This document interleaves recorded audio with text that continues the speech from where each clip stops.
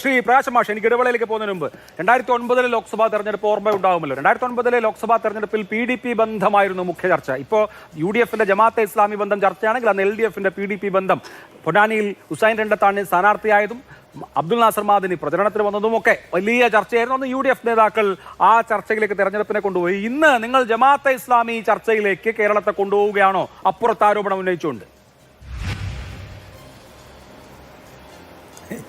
ഇത് കാസർഗോഡ് നടത്തിയ പത്രസമ്മേളനത്തിൽ ജമാഅത്തെ ഇസ്ലാമി ഞങ്ങളെ പിന്തുണക്കുന്നു, ഞങ്ങളുടെ ഭാഗമാണ്, ഞങ്ങൾ കൂട്ടാൻ പോകുന്നു, അവർക്ക് യാതൊരു നിലയിലുമുള്ള ഈ മതതീവ്രവാദ ചിന്തയില്ല, അവർ ഈ പറയുന്ന എല്ലാറ്റിനെയും ഉപേക്ഷിച്ചിരിക്കുന്നു, മതരാഷ്ട്രവാദം അവർ ഉപേക്ഷിച്ചിരിക്കുന്നു എന്നെല്ലാം പറഞ്ഞത് ഞങ്ങളല്ലല്ലോ, സതീശനല്ലേ.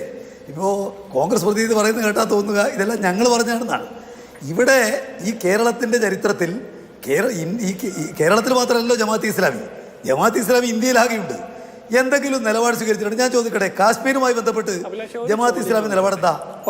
പറയട്ടെ, പറയട്ടെ എന്താ നിലപാട് എന്ന്. ഇവിടെ ഞാൻ ചോദിക്കുന്നത് വ്യക്തിയുടെ ജമാഅത്തെ ഇസ്ലാമിയുടെ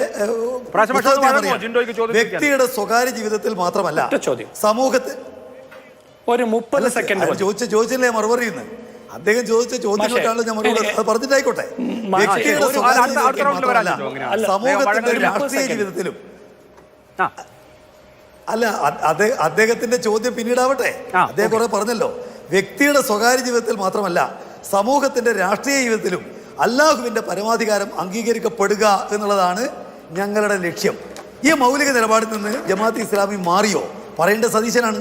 പിന്നെ ദൈവത്തിൻ്റെ പരമാധികാരം വാഴുന്ന ഇസ്ലാമിക രാഷ്ട്രം സ്ഥാപിക്കുക എന്നതാണ് യഥാർത്ഥ മുസ്ലിമിൻ്റെ പ്രഥമവും പ്രധാനവുമായ കടമ. ഇത് മൗദൂദിയുടെ വാചകാണ്. ഇതിൽ അവരെന്തെങ്കിലും മാറ്റം വന്നോ? ഹുക്കുമത്തെ ഇലാഹി, അല്ലാഹുവിൻ്റെ ഭരണം, ഇഖാമത്തുദ്ദീൻ എന്നിവ മൗദൂദിയുടെ ദൈവിക പരമാധികാര വ്യവസ്ഥയുടെ ഭാഗമാണ്. ഇതും പറഞ്ഞിരിക്കുന്നവരാണ്. ഇതിലെല്ലാം മാറ്റം വന്നോ?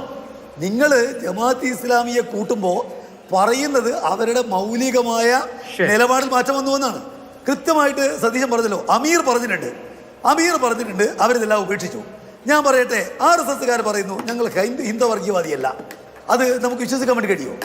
ഇന്ത്യ രാജ്യത്ത് മാത്രമല്ല ലോകത്താകെ അംഗീകരിക്കപ്പെടുന്ന ഒരു മതരാഷ്ട്രവാദികളാണ് ഈ ജമാഅത്തെ ഇസ്ലാമികൾ. അവർ എങ്ങനെയാണ് മെച്ചപ്പെട്ടു മാറി അവരുടെ മതരാഷ്ട്രവാദം ഉപേക്ഷിച്ചു എന്ന് സതീശനോട് പറയുന്നത്?